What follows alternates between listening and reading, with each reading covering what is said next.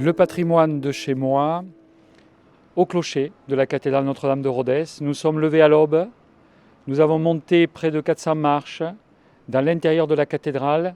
Nous avons entendu le premier roucoulement des pigeons. Nous sommes sortis dans une demi-pénombre.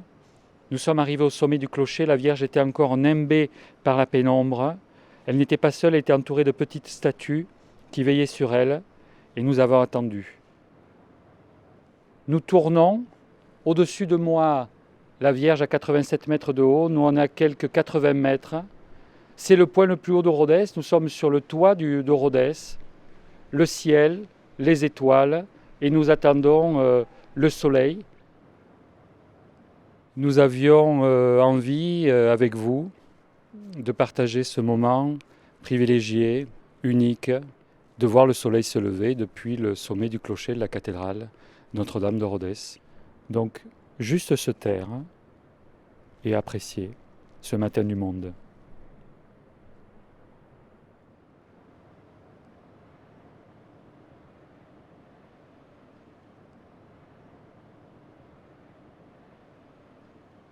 La cathédrale, elle est orientée. Elle est tournée vers l'Orient, vers le Levant, vers Jérusalem. Donc elle attend ce moment-là. Alors moi j'imagine, quand le clocher a été terminé en 1526, l'évêque François d'Estaing, en haut, pour la première fois, peut-être un ou deux compagnons, quelques fidèles de l'évêque, et puis il était peut-être aussi 7h32. Ils ont vu poindre cette lumière, car si on revient aux origines, on construit la première chapelle, la chapelle axiale, dans l'axe du soleil. On construit le chevet, c'est-à-dire d'autres petites chapelles, qui font ce qu'on appelle le chevet, mais qui étymologiquement désigne la tête de ce grand corps qu'il faudra construire. Et puis 3 siècles de construction, et puis toujours le soleil qui va allumer, éteindre les différentes chapelles.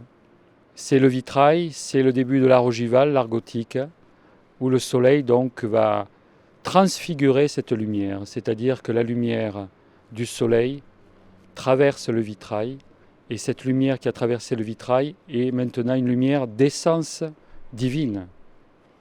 Elle a changé de figure, elle a la figure de Dieu. Ce n'est que ça. Et c'est évidemment gigantesque. C'est gigantesque parce que ça va entraîner cette épopée des cathédrales partout en Europe.